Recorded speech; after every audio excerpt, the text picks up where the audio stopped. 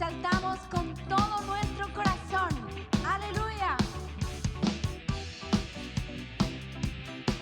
Gracias, Señor. Tú estás aquí.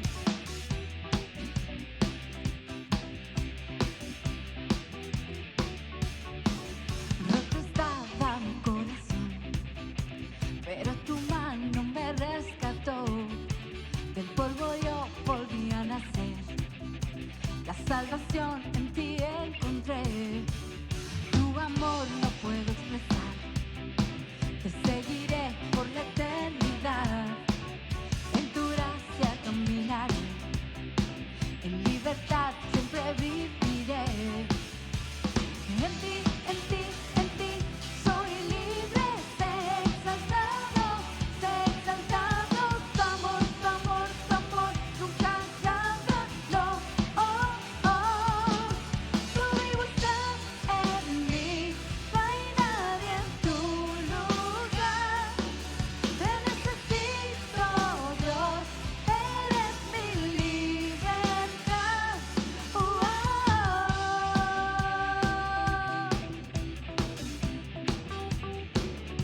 oh, oh.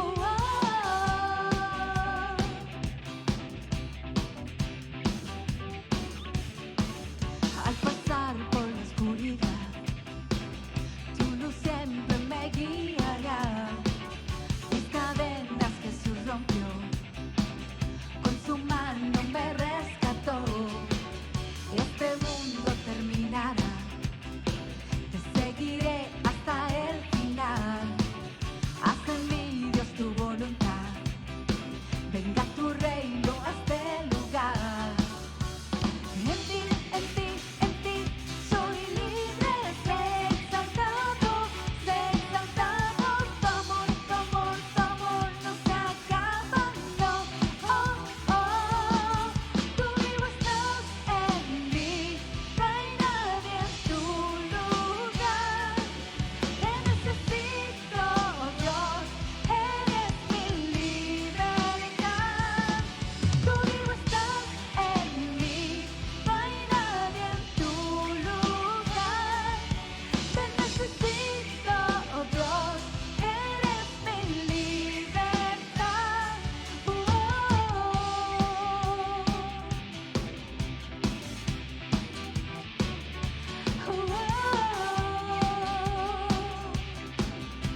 Vamos a decirle: en ti soy libre. En ti soy libre. Sé exaltado, sé exaltado. Tu amor, tu amor, tu amor no se acaba, no, oh, oh. En ti soy libre. Sé exaltado, sé exaltado. Tu amor, tu amor, tu amor no se acaba, no, oh, oh. Tú vivo estás en mí. No hay nadie en tu lugar. Te necesito, Dios. Eres mi libertad. Tú vivo estás en mí. No hay nadie en tu lugar. Te necesito, Dios. Eres mi libertad. Oh,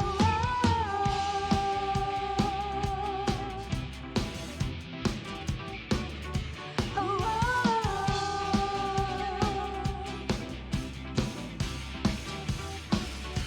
oh,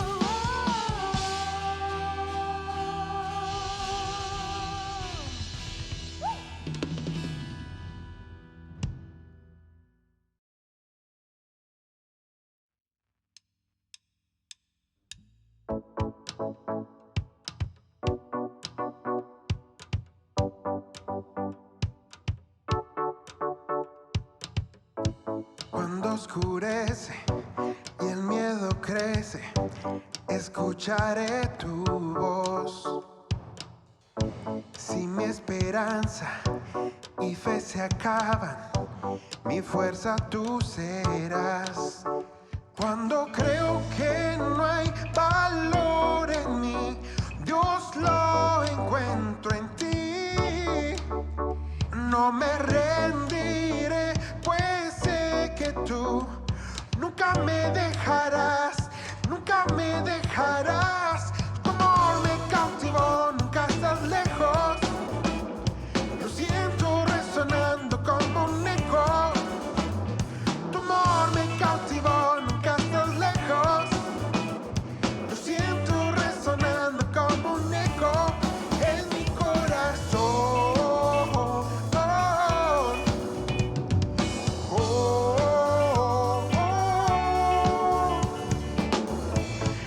cada etapa.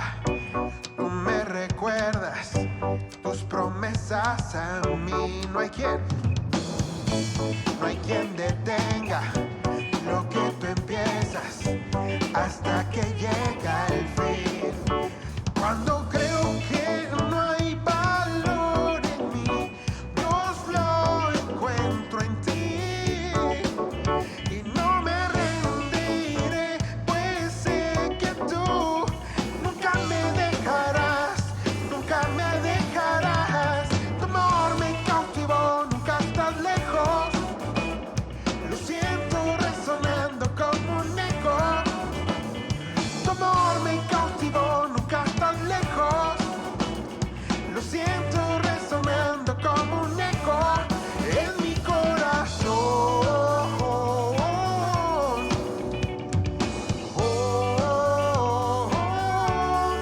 En mi corazón.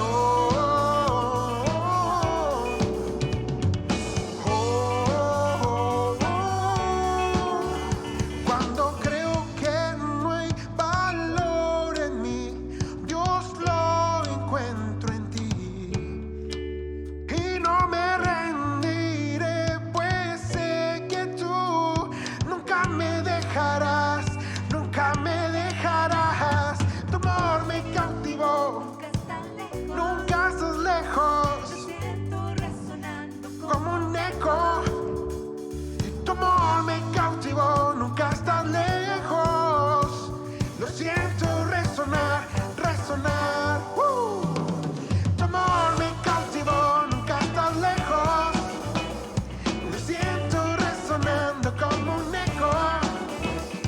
Tu amor me cautivó, nunca estás lejos. Lo siento resonando como un eco en mi corazón.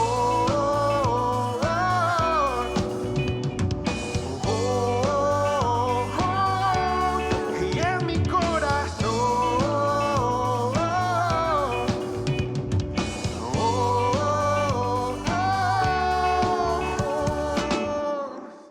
Gracias, Padre.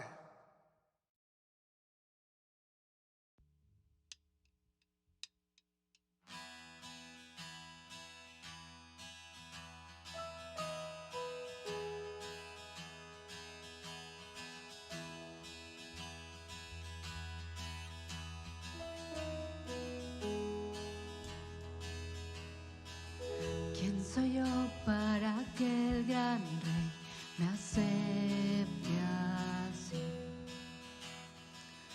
Me encontró en mi perdición su amor por mí, oh su amor por mí. Libre soy en él, libre en verdad. Soy hijo de Dios, si lo soy.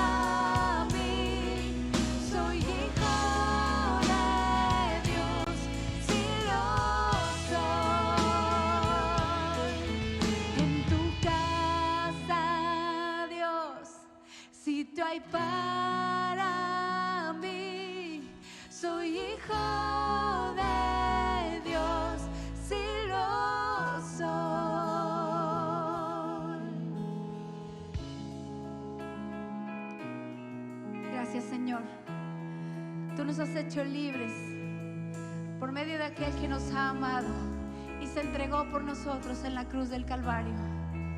Gracias por tu amor y tu misericordia, Señor. Somos libres en ti, Jesús. Escogido, perdonado, yo soy quien dices que soy. Vas conmigo a mi lado, yo soy quien dices que soy.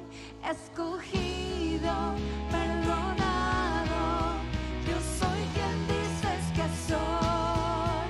Vas conmigo a mi lado, yo soy quien dices que soy. Si yo soy quien dices que soy, yo soy quien dices que soy.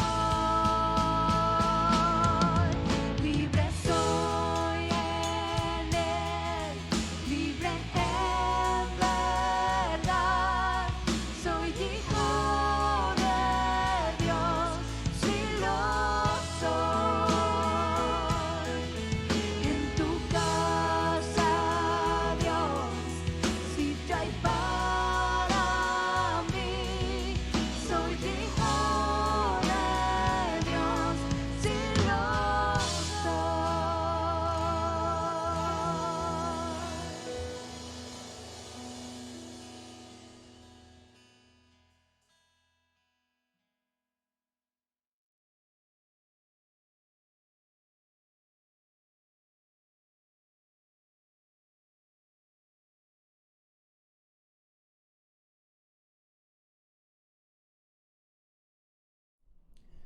Dios les bendiga, es un gusto saludarles en esta noche. Y bueno, estamos viendo una serie muy interesante del libro de Colosenses, la carta a los Colosenses. Y yo quiero invitarle a que tenga su mente abierta, su corazón dispuesto para recibir esta palabra. Creo que Dios es bueno en todo tiempo y nos ha permitido seguir aprendiendo de su palabra. Y en esta noche seguimos con el libro de Colosenses en el capítulo 3, el cristiano y su vestimenta espiritual. Ese es el tema que vamos a ver el día de hoy. Y le invito, antes de iniciar con esta enseñanza, que hagamos una oración para poner delante del Señor esta enseñanza y que Dios hable, que Dios guíe y que Dios nos edifique con su palabra y su Espíritu Santo. Recordemos, vamos a orar. Padre, en el nombre de Jesús, te damos gracias porque eres bueno. Ponemos delante de tu presencia, Señor, esta enseñanza. Te pedimos que tú hables a través de tu palabra y tu Espíritu Santo en nuestras vidas. Encomendamos a ti, Señor, lo que vamos a recibir esta noche y usa mi vida, Señor. Guía mis palabras en el nombre de Jesús. Amén y amén. Bueno, estamos hablando de la epístola a Colosenses, capítulo 3. Y las semanas pasadas, cuando hablamos del capítulo 1 y 2, estábamos viendo lo que es la plenitud de Cristo. Estábamos hablando de la supremacía de Cristo en la iglesia y en todo lo que existe. Y los creyentes han sido llenos por su Espíritu Santo. Y sobre todo en Cristo estamos completos. ¿Por qué Pablo hacía tanto énfasis en que estábamos completos en Cristo? Bueno, sencillamente porque en esos tiempos había muchas doctrinas que estaban tratando de que los colosenses fueran engañados.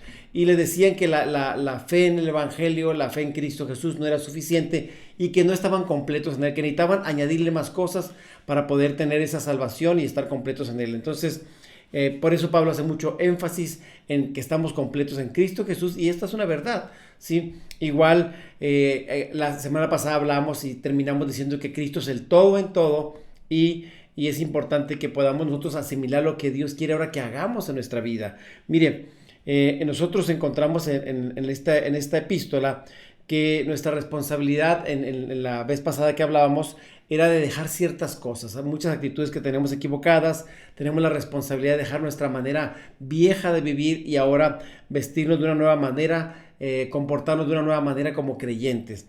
Y bueno, en el capítulo 3, del 1 al 8, la relación del cristiano con Cristo, eso es lo que vimos la semana pasada. Y hoy vamos a hablar de la relación del cristiano con los demás, y tiene que ver con nuevas formas de comportarnos, con nueva forma de vestir, hablando espiritualmente, ¿sí? Y la semana que entra vamos a hablar del 18 al 21, la relación del cristiano con su familia.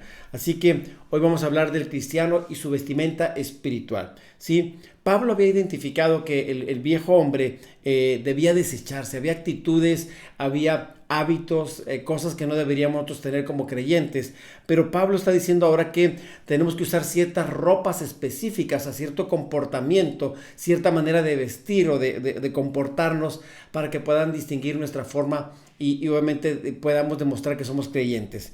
Vayamos a la palabra de Dios, por favor, en Colosenses 3:12, si usted tiene su Biblia por ahí y quiere acompañarme, si no, aquí en pantalla lo vamos a ver. Dice la palabra del Señor: vestíos pues como escogidos de Dios, santos y amados, de entrañable misericordia, de benignidad, de humildad, de mansedumbre y de paciencia. Quiero leer este mismo versículo, pero ahora en la versión Nueva Traducción Viviente dice: dado que Dios los eligió para que sean su pueblo santo y amado por Él, ustedes tienen que vestirse de tierna compasión, bondad, humildad, gentileza y paciencia.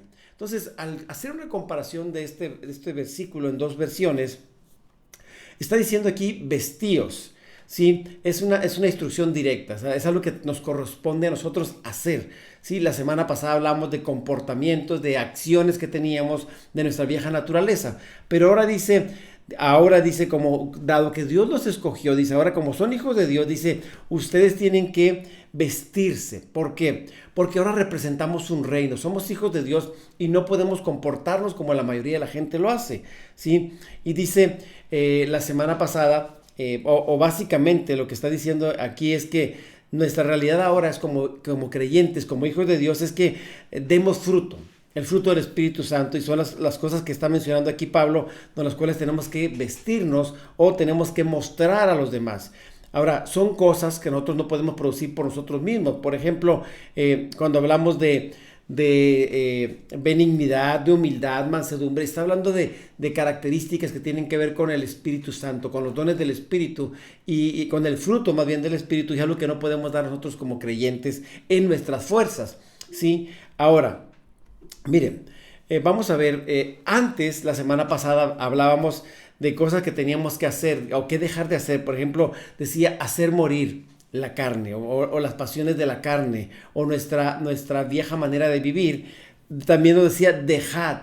Tenía que ver con cosas que teníamos que quitar de nosotros, que no mintiéramos, o sea, que tenemos que tener cosas que no nos estaban sirviendo. De hecho, la Biblia nos dice también en Hebreos que nos despojamos de todo peso que nos asedia, de todo pecado que nos asedia. Y entonces ahora, en esta nueva lección, en lo que vamos a ver el día de hoy, dice, ahora vístanse. O sea, ya se despojaron, ya se quitaron de ciertas cosas, ahora vístanse con lo que les voy a decir.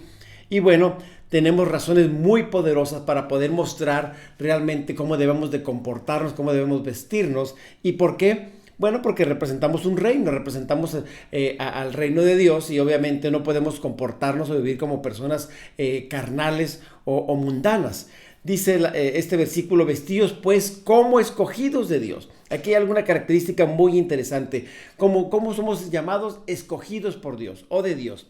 La idea literal es vístanse sin demora ustedes mismos. O sea, esto es lo que tenemos que hacer nosotros. No se lo podemos decir a Dios que nos vista. Él ya nos limpió, ya nos purificó, ya nos santificó. Pero ahora dice, ahora ustedes tienen que arroparse, tienen que ponerse una nueva vestimenta. O sea, tienen que comportarse de una manera diferente. Eso es lo que está diciendo Pablo.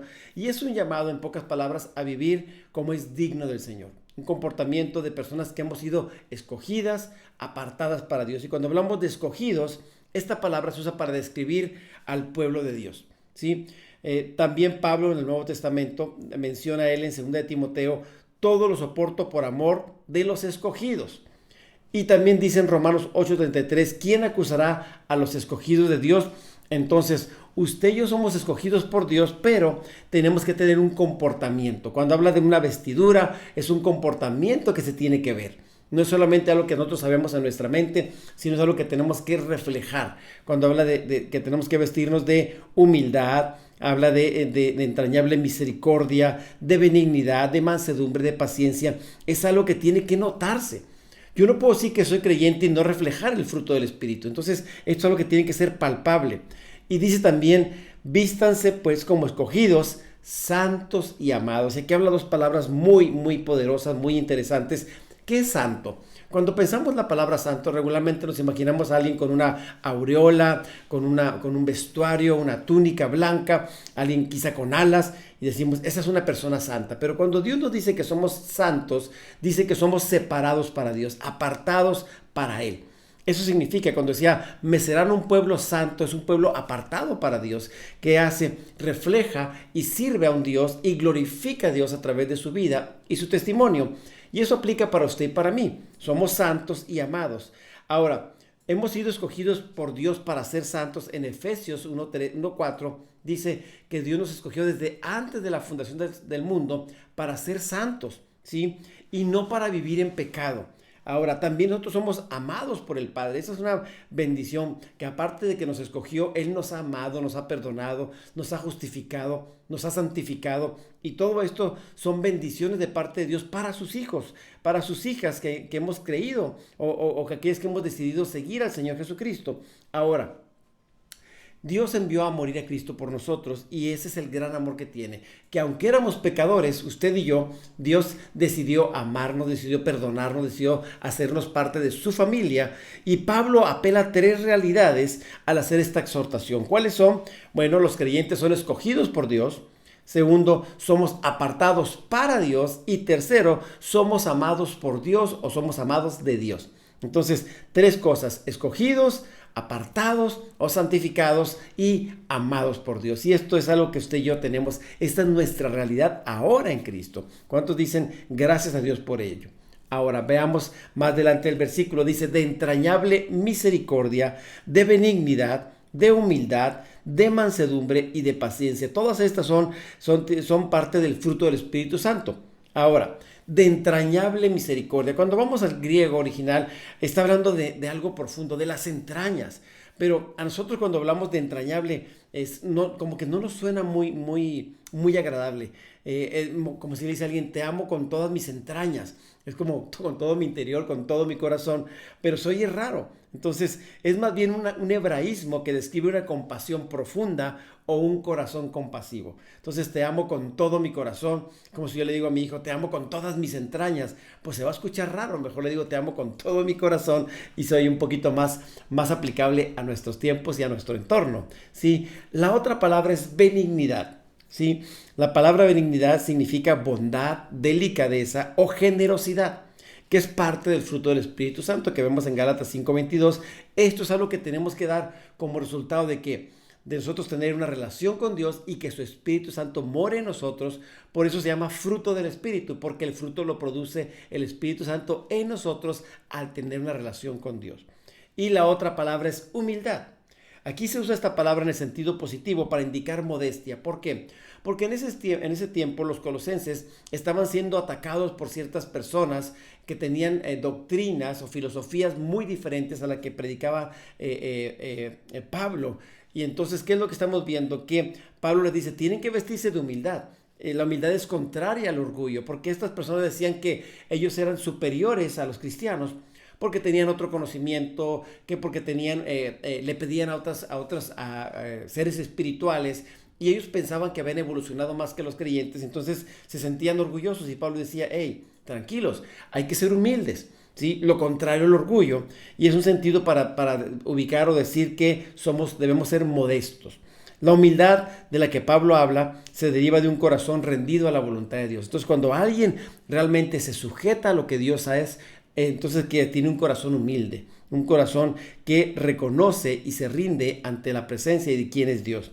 Otra de las características de las cuales tenemos que vestirnos de nuestro ropaje es mansedumbre. Es una cualidad espiritual de paciente, sumisión y humildad, y esta es una de las muchas cualidades que tenía nuestro Señor Jesucristo. La mansedumbre es algo que tiene que ser también palpable en un creyente, ¿sí? Mateo 11:29, Jesús dijo, llevad mi yugo sobre vosotros y aprended de mí, que soy, ¿qué? Manso y humilde de corazón. Entonces, en el Nuevo Testamento la palabra mansedumbre es prautes y el adjetivo es praus, que se refiere a una actitud interior, mientras que la benignidad o ternura se expresa más bien por una acción externa. ¿Qué significa? Que la mansedumbre tiene que ver con algo interno, y la bondad es algo que tiene que reflejarse cuando la gente ve que uno es bueno, ¿sí? Que uno tiene ternura también, que es algo que la gente puede palpar, es una acción externa. Y Mateo 5:5 también nos dice a nosotros como creyentes, como discípulos de Cristo, dice, bienaventurados los mansos, porque ellos recibirán la tierra por heredad. Entonces la mansedumbre, la humildad, la benignidad son algunas de los ropajes que debemos usar, aunque también si vemos, vemos fruto del Espíritu, dice que es amor, gozo, paz, paciencia, bondad, benignidad, mansedumbre. Dice que contra tales cosas no hay ley, y eso también tiene que ser arropado en nuestras vidas, aunque no lo menciona todo aquí, eso es parte también de nuestro ropaje. Ahora, la palabra paciencia, que hay algo mucho que podemos nosotros sacarle mucho sentido a esta palabra. Hay dos palabras en griego que se traducen al castellano como paciencia. ¿Cuáles son? Upomone, y otra es macrotimia. ¿Sí? Estas dos palabras tienen significados muy diferentes, aunque esa es la palabra paciencia nosotros en el español. Ahora, upomone significa resistencia, aguante, rehusar o no darse por vencido y perseverar en tiempos difíciles. Cuando tú dices tienes que tener paciencia, tienes que perseverar, tienes que aguantar. A eso se refiere aquí la palabra upomone. Esto lo vemos también cuando vimos la epístola de Santiago, ¿sí? Cuando dice que las pruebas producen paciencia. Entonces, ¿qué produce? Aguante, perseverancia. Cuando nosotros tenemos la paciencia de parte de Dios como parte del fruto del Espíritu, que es aguantar, soportar. Entonces, eso es parte en los tiempos difíciles. Por eso necesitamos ser muy pacientes. El salmista decía, pacientemente esperé al Señor. Vemos la otra palabra, es macrotimia, que también significa paciencia, y se refiere al control que una persona ejerce sobre sí misma para no reaccionar violentamente en un momento dado. En pocas palabras, es ser tolerante. Y bueno, las dos palabras significan paciencia, o paciencia significa estas dos, pero aquí lo importante es que tenemos que aprender a soportar, pero también a ser tolerantes. ¿Cuántas veces, mis hermanos, amigos, nos falta ser tolerantes con los demás? A veces con nosotros mismos no toleramos muchas cosas, pero a veces no toleramos a las personas, somos impacientes, y por esa razón aquí Pablo está diciendo, esta es una de las características que un creyente debe tener. Debe de vestirse de amor, de paciencia, de benignidad, de bondad, de mansedumbre, porque esto es parte de una característica de un hijo de Dios. ¿Sí? Nosotros no somos cualquier persona, somos personas que Dios ha escogido desde antes de la fundación del mundo para reflejar, para ser sus hijos, pero para mostrar su gloria. ¿Sí? Y vamos a ver la diferencia entre upomone y macrotimia en la práctica. Upomone es lo opuesto a la cobardía. ¿Qué significa? Es alguien que es valiente, uno que lucha, que se esfuerza, mientras que macrotimia lo es opuesto a la ira. ¿Por qué? Porque tiene que uno ser tolerante, ser paciente, ser pasivo, no tronar, no explotar rápidamente. Y algo que falta mucho en este tiempo a las personas es la paciencia. Hoy mucha gente se altera por cualquier cosa. En la mañana que iba yo manejando, iba a un lugar, y una persona sale con su vehículo y queda un poquito atravesado en un carril, y viene otra persona e inmediatamente le empieza a pitar. Yo digo, oye, pues se acaba de salir, o sea, no tiene ni 2 segundos y ya le está pitando para que se quite. O sea, falta de paciencia. Somos a veces intolerantes. Cambia el semáforo y pasan 2-3 segundos y el vehículo de enfrente no se mueve, le empezamos a pitar. ¿Por qué? Porque no somos pacientes, no somos tolerantes. Entonces hay que aprender, es parte del fruto del Espíritu, y esa es la vestimenta de un cristiano. Es algo que tiene que ver con nuestro comportamiento, y la gente tiene que ver realmente ese comportamiento de alguien que ha nacido de nuevo, que tiene el Espíritu Santo. Colosenses 3:13 dice, soportándoos unos a otros y perdonándoos unos a otros si alguno tuviere queja contra otro. De la manera que Cristo os perdonó, así también hacedlo vosotros. Este mismo versículo, pero en la Nueva Traducción Viviente, dice, sean comprensivos con las faltas de los demás y perdonen a todo aquel que los ofenda. Recuerden que el Señor los perdonó a ustedes, así que ustedes también deben perdonar a otros. Y aquí está muy interesante. El soportar unos a otros, dice, sean comprensivos con las faltas de los demás. O sea, sean tolerantes. Aprendan a aguantar. Y dice, perdonen al que los ofenda. ¿Alguna vez alguien le ha ofendido a usted? Yo creo que a todos alguien nos ha ofendido. Aquí Pablo está diciendo, tienen que ser comprensivos, tienen que aprender a perdonar. Y recuerden, así como Dios los perdonó a ustedes en Cristo, ustedes también tienen que perdonar. ¿Qué es lo que hizo Dios? Perdonó todos nuestros pecados, nuestras iniquidades, nuestras maldades, cuando no lo merecíamos. Pero nosotros no queremos a veces perdonar a otros. No queremos, si alguien nos ofende, no queremos pasar por alto esa ofensa. Inmediatamente decimos, me la hizo, me la tiene que pagar. Y obviamente hay que aprender a ser tolerantes y amar con el amor de Dios. Ahora, si un cristiano se viste de entrañable misericordia o benignidad, humildad, mansedumbre y paciencia, entonces va a poder soportar a los demás, ¿sí? Dice este versículo, soportándoos unos a otros. Es algo recíproco, es decir, algo por lo cual ambas partes tienen la misma responsabilidad, soportándoos unos a otros. ¿Qué significa? Que así como yo soporto a los demás, o los demás me soportan, yo tengo que soportar. Es algo que es recíproco, soportándoos unos a otros. Tenemos una responsabilidad de aprender a soportar. Y la palabra soportar no significa tolerar el pecado o las falsas doctrinas que muchos han sugerido, muchos han hecho. ¿Qué significa aquí? Principalmente soportar es servir como apoyo. También es aguantar. Significa ayudar también a los hermanos que están en tiempos difíciles. Sí, soportar es, voy a ponerme como un apoyo, como poner mi hombro para que la otra persona se levante, ayudarle. Eso tiene que ver con soportarnos también. No solamente aguantarlos, sino cómo lo voy a ayudar, cómo lo voy a permitir que sea mejor persona. Y eso tengo que usar lo que Dios me ha dado, las habilidades que Dios me ha dado, o los dones o recursos que Dios me ha dado para hacerlo. Y la otra parte tiene que ver con nuestro corazón. Soportándoos, pero dice perdonándoos unos a otros.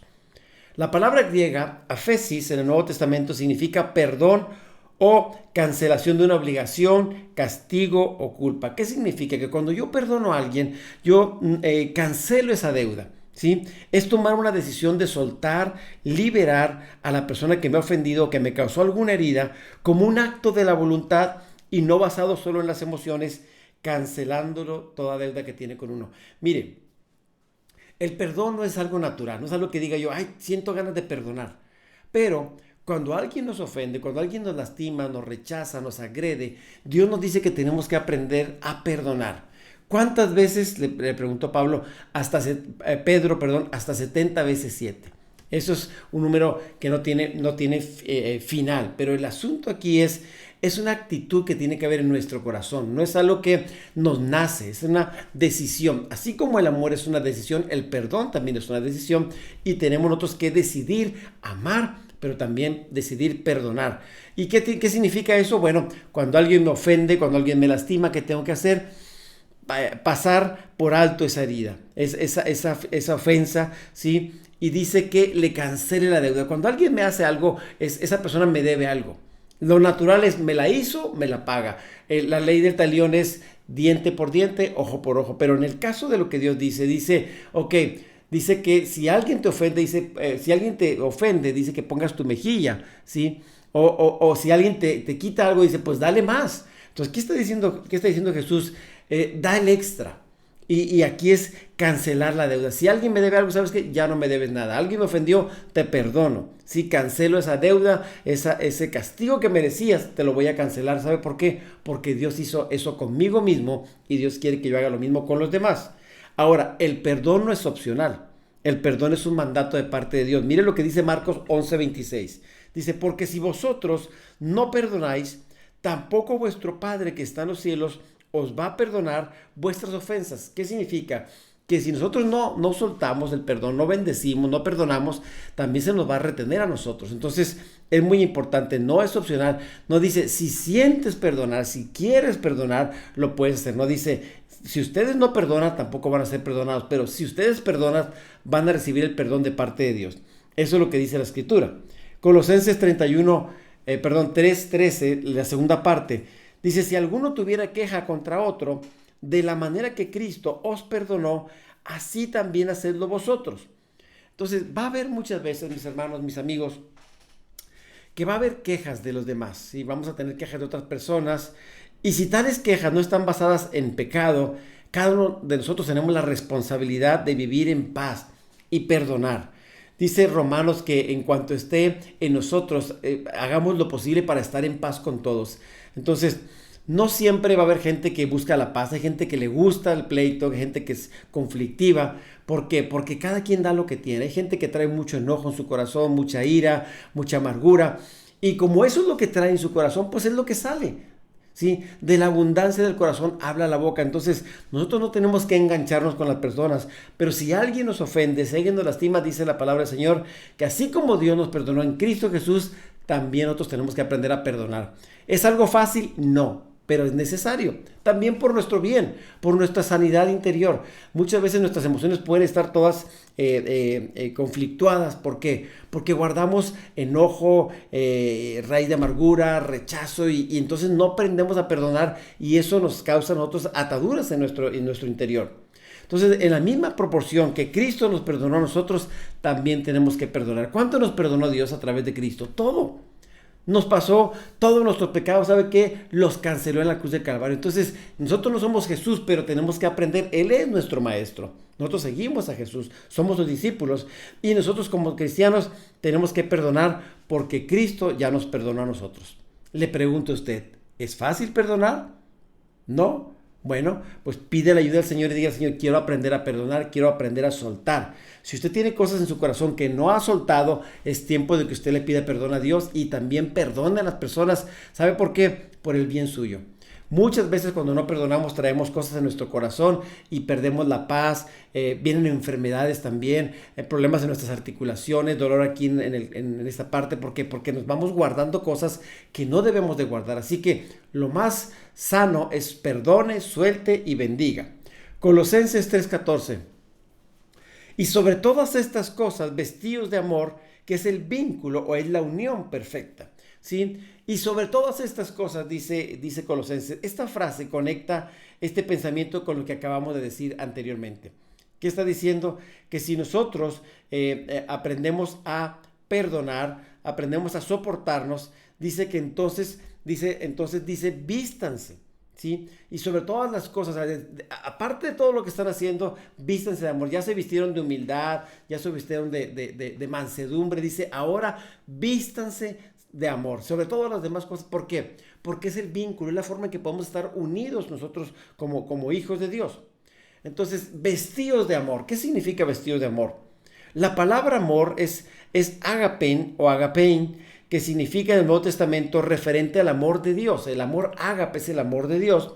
Y no solamente es el amor la corona, sino también el vínculo perfecto o aquello que hace perfecta armonía entre los demás. Lo que hace que una relación se mantenga firme es el amor que hay entre las personas. Pero existe 3 tipos de amor básicos: el amor de Dios, el amor que es el amor ágape, el amor fileo, que es el amor filial entre personas, entre amigos, y el amor eros, el amor que tiene que ver con la pareja, ¿sí? Entonces, Dios quiere que nos amemos con el amor fileo, el amor filial, el amor que tiene que ver con el amor ágape, el amor de Dios, ¿sí? Que da todo sin esperar nada a cambio. El Señor dijo, en esto conocerán que son mis discípulos. ¿En qué? En que se amarán los unos a los otros. Juan 13:35. Ahí vamos a demostrar realmente si somos cristianos o no, si amamos al prójimo. No, pero es que a veces hay personas muy difíciles de amar. Sí, sí las hay, pero a nosotros nos corresponde trabajar en nuestro carácter y aprender a amar. A veces las personas más difíciles de amar son las que más necesitan el amor de Dios, y ahí es donde Dios quiere que trabajemos, ¿sí? Colosenses 3:15, por favor. Dice, y la paz de Dios gobierne en nuestros corazones, a la que asimismo fuisteis llamados en un solo cuerpo, y sed agradecidos. Este mismo versículo, pero en la NTV, y que la paz que viene de Cristo gobierne en sus corazones, pues como miembros de un mismo cuerpo, ustedes son llamados a vivir en paz y sean siempre agradecidos. Y aquí vemos cosas muy, muy interesantes. La paz, dice, la paz debe de gobernar en nuestros corazones. ¿Por qué? Porque dice que el Dios de paz o Dios es el que nos da la paz. Nosotros antes éramos enemigos de Dios, pero el Dios de paz nos dio su paz. Jesús dijo, mi paz os dejo, mi paz os doy, yo no la doy como el mundo la da. Entonces, esa paz que viene de Dios por el príncipe de paz puede venir a nuestros corazones y podemos tener la paz con Dios para después tener la paz de Dios y poder estar con la paz para poder vivir con los demás de una manera correcta y una manera que nos sirva para edificarnos. Pablo exhorta también a los hermanos que practiquen la paz de Dios entre ellos. Por eso el saludo en esos tiempos era shalom, que es la paz, ¿sí? Y Pablo añadía gracia y paz. ¿Sí? Era el saludo griego, que era la gracia, y shalom, que era el saludo hebreo. Entonces, la paz debe gobernar nuestros corazones para que también guíe nuestras vidas en todo tiempo. Si la paz está en nuestro corazón, mire, vamos a dormir mejor, vamos a descansar, vamos a vivir más años, pero necesitamos esa paz de Dios en nuestro corazón, y esa paz no viene sola. La paz de Dios solamente viene cuando tenemos una relación con Dios a través de Cristo Jesús, pero también esa paz viene cuando nuestros pensamientos están en Él. ¿Sí? Cuando nosotros estamos pensando en su palabra, en quién es Dios, viene una paz a nuestras vidas, a nuestros corazones. ¿Sí? Y entonces aquí hay otra palabra, la paz de Dios gobierne. ¿Qué significa gobierne? Bueno, en la palabra griega ahí está poniendo como un ejemplo de un árbitro. ¿Sí? Y la paz de Dios gobierne es como la que está controlando, como la que está dirigiendo nuestros corazones. Y entonces, si la paz de Dios gobierna, nos dirige, nos guía, entonces usted y yo podemos hacer cosas muy buenas. ¿Por qué? Porque esa paz es lo que Dios quiere que vivamos todos los días. No es solamente en la noche cuando se duerme o en la mañana cuando se levanta. La paz de Dios debe gobernar, debe guiarnos, debe controlar nuestros corazones. Hoy mucha gente es controlada por la ira, por el enojo, por la amargura, por la falta de perdón, y eso es lo que traen. Como eso es lo que los controla, pues eso es lo que producen. Y si la paz de Dios está en nuestra mente y en nuestro corazón, bueno, pues va a producir el fruto del Espíritu. Ahora, si la paz de Dios gobierna nuestros corazones, las cosas trabajarán para nuestro bien. ¿Sí? Es importante que usted y yo seamos personas de bien, que seamos agentes, que seamos pacificadores donde quiera que estemos. Colosenses 3:15, la segunda parte, vamos a ver, dice, a la que asimismo fuisteis llamados en un solo cuerpo, sean agradecidos. Aquí está diciendo Pablo que hay un llamamiento para nosotros. ¿Cuál llamamiento? Bueno, a vivir en paz, a estar en paz con Dios, a estar con la paz de Dios y a estar en paz con el prójimo también. Entonces fuimos llamados para eso, para ser pacificadores. Y dice este versículo, a la que, o significa con vista a, o teniendo como meta que tenemos un llamado. ¿Sí? Es un llamamiento eficaz de parte de Dios a estar unidos en paz con Dios y con los demás. ¿Sí? Dice en un solo cuerpo. Esto no puede referirse a otra cosa sino que al cuerpo de Cristo, que es la iglesia. Y también dice que seamos agradecidos. La gratitud abre muchas puertas. Entonces uno le alaba a Dios porque somos agradecidos. Uno sirve a la gente porque es agradecido. Entonces Dios quiere que en todo tiempo demos gracias a Dios. Entonces esto es importante. Y dice sean agradecidos. Es una acción continua. ¿Sí? Y en pocas palabras dice seguir siendo siempre agradecidos en que en todo, con todos, porque esa es la voluntad de Dios en nuestras vidas.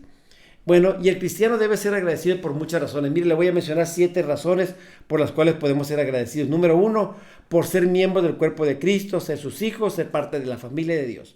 Número 2, por tener acceso al Padre por medio de Cristo. Número 3, por tener la esperanza de la vida eterna. Hay que darle gracias a Dios porque un día estaremos en el cielo con Él en su presencia. Número 4, porque Cristo es nuestro Salvador. Número 5, porque tenemos paz de Dios o paz de Cristo en nuestro corazón. Y 6, porque tenemos una morada en los cielos. Un día estaremos en la presencia de Dios, ahí con Él. Y número 7, porque tenemos la voluntad de Dios en forma escrita. Tenemos su palabra, tenemos la guianza de su Espíritu Santo. Y tenemos muchas bendiciones que Dios nos ha dado. Y hay muchas cosas por las cuales darle gracias a Dios. Le pregunto, ¿usted está agradecido con Dios? ¿Tiene algo por lo cual darle gracias a Dios en esta noche? ¿Sí? ¿Cómo cuáles cosas?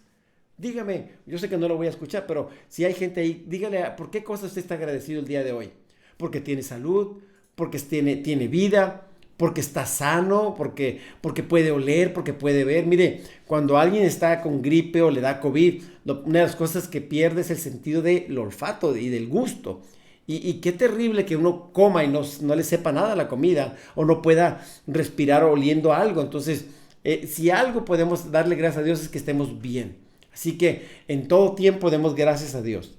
Colosenses 3:16 dice, la palabra de Cristo more en abundancia en vosotros, enseñándoos y exhortándoos unos a otros en toda sabiduría, cantando con gracia en nuestros corazones al Señor con salmos e himnos y cánticos espirituales. Este mismo versículo, pero NTV, dice que el mensaje de Cristo con toda su riqueza, llene sus vidas. Enséñense y aconséjense unos a otros con toda sabiduría que Él da.